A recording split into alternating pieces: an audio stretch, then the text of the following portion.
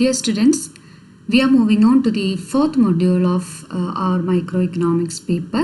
So the fourth module deals with monopolistic competition and oligopoly market situation, and first we are dealing with monopolistic competition.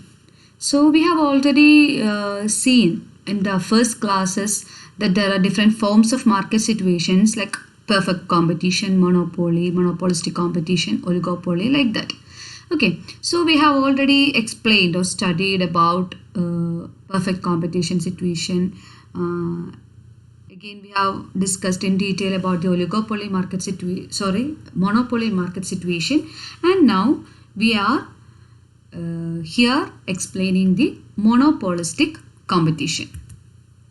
Okay, so up to early 1920s period, the classical theory of price included two models.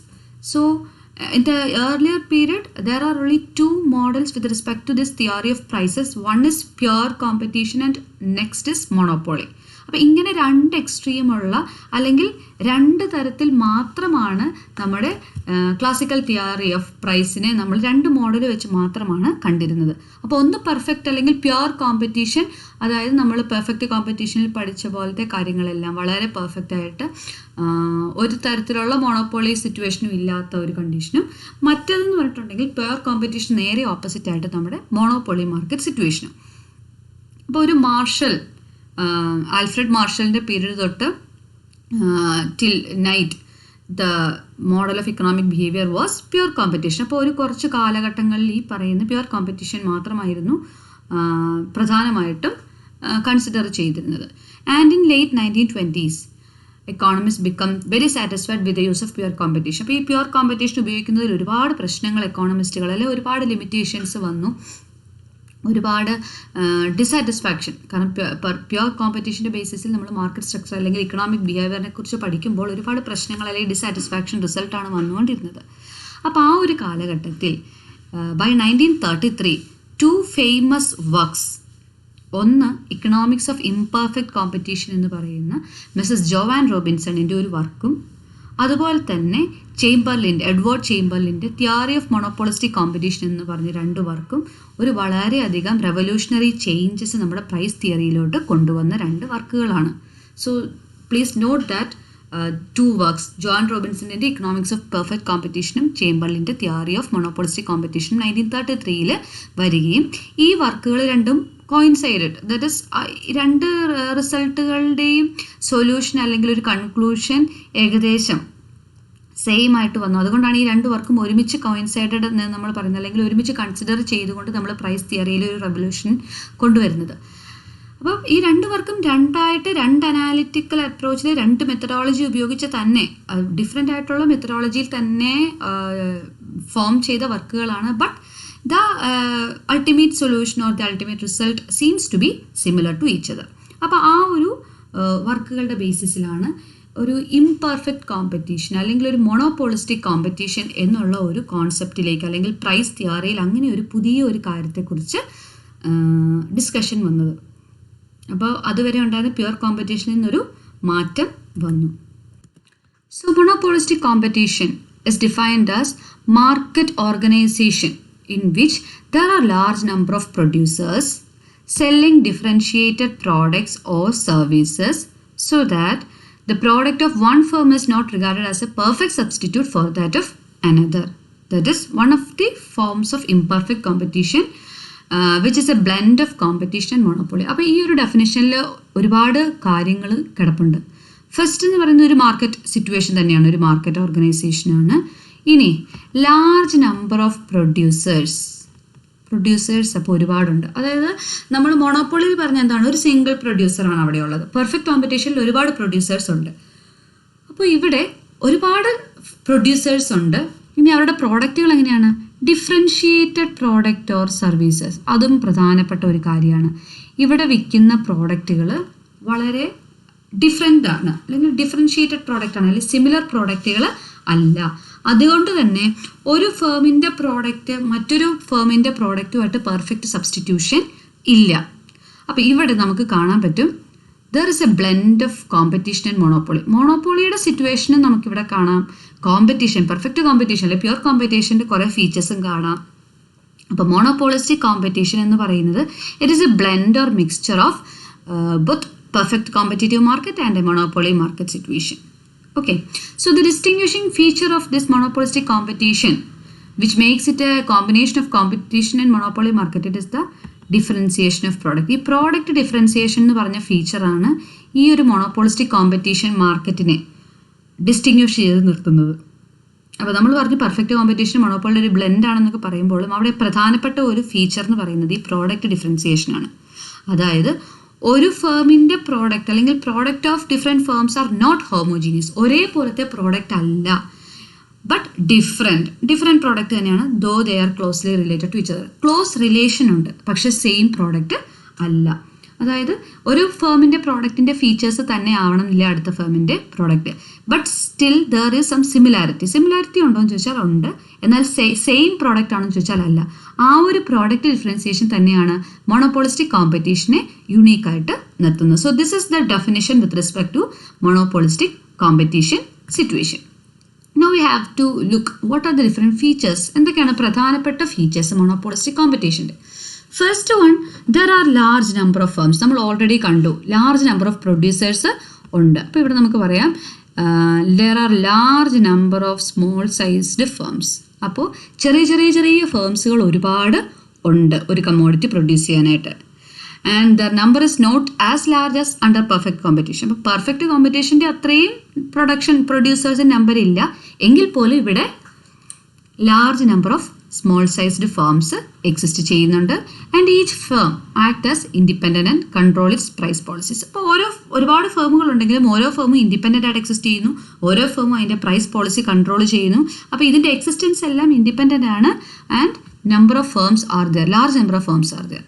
Second feature നമ്മൾ അതും പറഞ്ഞു, product differentiation. ഇവിടെ monopolistic കോമ്പറ്റീഷനിൽ produce ചെയ്യുന്ന പ്രോഡക്റ്റുകൾ ഐഡൻറ്റിക്കലോ അല്ല, അല്ലെങ്കിൽ ഹോമോജീനിയസോ ഐഡൻറ്റിക്കലോ അല്ല, differentiated product ആണ്. ഓക്കെ, അപ്പോൾ പ്രോഡക്റ്റ് ഡിഫറൻസിയേഷൻ ഉണ്ട്. അതായത് പ്രോഡക്റ്റുകൾ സെയിം ഐഡൻറ്റിക്കൽ അല്ലെങ്കിൽ ഹോമോജീനിയസ് നമുക്ക് പറയാൻ പറ്റില്ല, എന്നാൽ പ്രോഡക്റ്റുകൾ ഫുള്ളി ഡിഫറെൻ്റ് ആണെന്നും നമുക്ക് പറയാൻ പറ്റില്ല. ഓക്കെ, എന്ന് പറഞ്ഞിട്ടുണ്ടെങ്കിൽ ദർ ആർ സം സിമിലാരിറ്റീസ്. ഒരേ പ്രോഡക്റ്റ് അല്ല, എന്നാൽ സിമിലർ ആയിട്ടുള്ള പ്രോഡക്റ്റുകളൊക്കെ നമുക്ക് കാണാൻ പറ്റും. Only slight different, so that quite similar and serve as a close substitute to each. Perfect substitutes അല്ല. അതായത് എന്ന് പറഞ്ഞ ഫേമിൽ നിന്ന് മേടിക്കുന്നതിന് പകരം പോയി ബി എന്ന് പറഞ്ഞ ഫേമിൽ നിന്ന് അതേ പ്രോഡക്റ്റ് നമുക്ക് കിട്ടില്ല. പക്ഷേ നമ്മൾ ഉദ്ദേശിക്കുന്ന പ്രോഡക്റ്റ് തന്നെ ചെറിയ ഫീച്ചേഴ്സിൽ വ്യത്യാസം വെച്ചുകൊണ്ട് നമുക്ക് കിട്ടും. അപ്പോൾ ക്ലോസ് സബ്സ്റ്റിറ്റ്യൂട്ട് ആയിട്ട് നമുക്ക്, അല്ലെങ്കിൽ ഒരു പെർഫെക്റ്റ് സബ്സ്റ്റിറ്റ്യൂട്ട് അല്ലെങ്കിലും വളരെ ക്ലോസ് ആയിട്ടുള്ള സബ്സ്റ്റിറ്റ്യൂട്ട്സ് ആണ് ഓരോ പ്രോഡക്റ്റുകളും എന്ന് പറയുന്നത്. അപ്പോൾ product are different, product differentiation ഉണ്ട്, and the products are differentiated. അപ്പോൾ ഈ പ്രോഡക്റ്റ് ഡിഫറൻസിയേഷൻ ആണ് ഇവിടുത്തെ ഒരു പ്രധാനപ്പെട്ട ഹൈലൈറ്റ്. ഈ പ്രോഡക്റ്റ് ഡിഫറൻസിയേഷൻ കൊണ്ടുവരുന്നത് എങ്ങനെയാണ്? Trade mark, brand, patent, etcetera, design, colour, kind of package, അങ്ങനെയൊക്കെയാണ്. ഇപ്പോൾ നമ്മൾ വളരെ സിമ്പിൾ ഒരു എക്സാമ്പിൾ, സോപ്പ് എടുക്കുക. ഒരു കടയിൽ ചെല്ലുമ്പോൾ നമുക്ക് കുറേ സോപ്പ് കിട്ടും, അല്ലെങ്കിൽ ഒരു ഫേം ലെക്സ് കൊടുക്കുന്നു, അടുത്തടുത്ത് നമുക്ക് എന്താ പറയുക സിന്തോൾ, പിന്നെ പിയേഴ്സ്, അങ്ങനെ ഒരുപാട് സോപ്പുകളുണ്ട്. അപ്പം നമ്മളൊരു മാർക്കറ്റ് നോക്കുവാണെങ്കിൽ there are large number of producers അല്ലേ. സോപ്പ് കമ്പനി മാത്രം എടുക്കുകയാണെങ്കിൽ ഒരുപാട് സോപ്പ് കമ്പനി ഫേമുകളുണ്ട്. ഇനി എല്ലായിടത്തും ചെന്നാൽ നമുക്ക് സോപ്പ് കിട്ടും. അപ്പോൾ പ്രോഡക്റ്റുകൾ സിമിലറൊക്കെയാണ്, പക്ഷേ ഐഡൻറ്റിക്കൽ അല്ല. ലെക്സ് അല്ല പിയേഴ്സ് അല്ല സിന്തോൾ അല്ല മെഡിമിക്സ്. അപ്പോൾ പ്രോഡക്റ്റുകൾ തമ്മിൽ ഡിഫറൻസ് ഉണ്ട്. അതിൻ്റെ കളറിൽ, അതിൻ്റെ പാക്കിങ്ങിൽ, അതിൻ്റെ സ്മെല്ലിൽ, ഡിസൈന്, shape, brand, patent, trade mark, ഇങ്ങനെയുള്ള ഫീച്ചേഴ്സ് വെച്ചിട്ടാണ് പ്രോഡക്റ്റ് ഡിഫറൻസിയേഷൻ നമുക്ക് കാണാനായിട്ട് സാധിക്കുന്നത്. Now the third feature, that is existence of monopolistic and competitive elements. നമ്മൾ പറഞ്ഞു it is a blending of competition as well as monopoly market situation. അപ്പോൾ ഇവിടെയും മോണോപ്പൊളിയുടെയും കോമ്പറ്റേറ്റീവ് മാർക്കറ്റിൻ്റെ എലമെൻറ്റ്സ് നമുക്ക് കാണാനായിട്ട് പറ്റും. When there is any degree of product differentiation monopoly elements enter in to the situation. നമുക്കറിയാം പ്രോഡക്റ്റ് ഡിഫറൻസിയേഷൻ ഉണ്ടെന്ന് പറയുമ്പോൾ അവിടെ മോണോപ്പൊളി എലമെൻറ്റ് വരുന്നു. അപ്പം പ്രോഡക്റ്റ് ഡിഫറൻസിയേഷൻ കൂടുന്നതനുസരിച്ച് മോണോപ്പൊളി പവർ അല്ലെങ്കിൽ മോണോപ്പൊളിയുടെ ഇൻവോൾവ്മെൻറ്റ്, മോണോപ്പൊളിയുടെ ഇൻഫ്ലുവൻസും അവിടെ കൂടുതലായിരിക്കും. പക്ഷേ each firm is subject to competition of close substitutes. അവിടെ പെർഫെക്റ്റ് കോമ്പറ്റീഷൻ അല്ലെങ്കിൽ കോമ്പറ്റീഷൻ നമുക്ക് കാണാൻ പറ്റും. കാരണം എന്താണ്?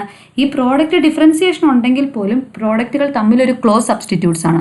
അപ്പോൾ സോപ്പിൻ്റെ കാര്യം എടുക്കുകയാണെങ്കിൽ ലെക്സും പിയേഴ്സും സിന്തോളും എന്താ പറയുന്നത് മെഡിമിക്സും ഇങ്ങനെയുള്ള സോപ്പുകളെല്ലാം തമ്മിൽ വളരെ സ്ട്രോങ് ആയിട്ടുള്ളൊരു കോമ്പറ്റീഷനും അവിടെ എക്സിസ്റ്റ് ചെയ്യുന്നുണ്ട്. അപ്പോൾ നമുക്ക് മോണോപോളിസ്റ്റിക് കോമ്പറ്റീഷൻ എടുക്കുകയാണെങ്കിൽ there are various monopolies competing with each other. അപ്പോൾ കോമ്പറ്റീഷനും ഉണ്ട്, മോണോപോളി ഉണ്ട്. രണ്ട് മാർക്കറ്റ് സിറ്റുവേഷൻ്റെ എലമെൻറ്റ്സ് നമുക്ക് കാണാനായിട്ട് സാധിക്കും. Then fourth is freedom of entry and exit. Monopolistic കോമ്പറ്റീഷനിൽ barriers to entry and exit ഇല്ല. നമ്മുടെ പെർഫെക്റ്റ് കോമ്പറ്റീഷൻ്റെ പോലെ തന്നെ there is freedom of entry and exit. മോണോപോളിയിൽ നമുക്കറിയാം ബാരിയേഴ്സ് ടു എൻട്രി അല്ലെങ്കിൽ ബാരിയർ ടു എക്സിറ്റ് ഉണ്ട്. പക്ഷേ there are no barriers to entry or exit of firms in monopolistic competition. Then the fifth feature is selling cost. So in monopolistic competition, a seller has to incur some selling cost to influence the volume of sale. അപ്പോൾ അവിടെ ഒരു selling cost എന്നൊരു element monopolistic കോമ്പറ്റീഷനിൽ നമുക്ക് കാണാനായിട്ട് പറ്റും. അതായത് മറ്റ് മാർക്കറ്റിൽ നമ്മൾ കാണാത്ത തരത്തിൽ ഇപ്പം നമ്മളവിടെ എന്താണ് പ്രോഡക്റ്റിൻ്റെ ഒരു പ്രൊഡക്ഷൻ കോസ്റ്റാണ് നമ്മൾ എടുക്കുന്നതെങ്കിൽ ഇവിടെ സെല്ലിംഗ് കോസ്റ്റ്, അതായത് ഈ പ്രോഡക്റ്റ് വിൽക്കാൻ വേണ്ടി ഒരു ചിലവ് വരുന്നുണ്ട്. അതിൻ്റെ എക്സാമ്പിളാണ് നമ്മൾ അഡ്വർടൈസ്മെൻറ്റ് നടത്തുന്നു. ആ അഡ്വർടൈസ്മെൻറ്റ് നടത്തുന്നത് ഈ പറയുന്ന സെല്ലിംഗ് കോസ്റ്റിൻ്റെ ഒരു വലിയൊരു എക്സാമ്പിളാണ്. അപ്പോൾ അഡ്വർടൈസ്മെൻറ്റിന് വേണ്ടിയിട്ട് നമ്മളൊരു പർട്ടിക്കുലർ എമൗണ്ട് ചിലവാക്കേണ്ടി വരും. ആ എമൗണ്ടും കൂടെ ഇൻക്ലൂഡ് ചെയ്തായിരിക്കും നമ്മൾ കോസ്റ്റ് ഓഫ് പ്രൊഡക്ഷൻ സെറ്റ് ചെയ്യുന്നത്. അപ്പോൾ അങ്ങനെ ഒരു സെല്ലിംഗ് കോസ്റ്റ് എലമെൻറ്റും ഇവിടെ ഉണ്ട്. Then sixth feature is there is no uniform price. The price is not uniform. Product which is sold under monopolistic competition have different prices. അപ്പോൾ ഓരോ പ്രൊഡ്യൂസേഴ്സും ഓരോ പ്രോഡക്റ്റിനും അവർ ഡിഫറെൻറ്റ് പ്രൈസുകളാണ് സെറ്റ് ചെയ്യുന്നത്. വലിയ വ്യത്യാസമില്ലെങ്കിൽ പോലും there are slight difference in prices. അതായത് ഇപ്പം ലെക്സിൻ്റെ വില അല്ല, അതിനേക്കാൾ 1-2 രൂപ കൂടുതലായിരിക്കും മെഡിമിക്സിന്, അതിനേക്കാൾ 2 രൂപ കുറവായിരിക്കും സിന്തോളിന്, അതിനേക്കാൾ 3 രൂപ കൂടുതലായിരിക്കും പിയേഴ്സിന്. അപ്പോൾ ഇങ്ങനെ ചെറിയ വ്യത്യാസം വെച്ചുകൊണ്ട് പ്രൈസിൽ ചെറിയ വ്യത്യാസം നമുക്ക് കാണാനായിട്ട് സാധിക്കും. So these are the major features of monopolistic competition. Okay, thank you.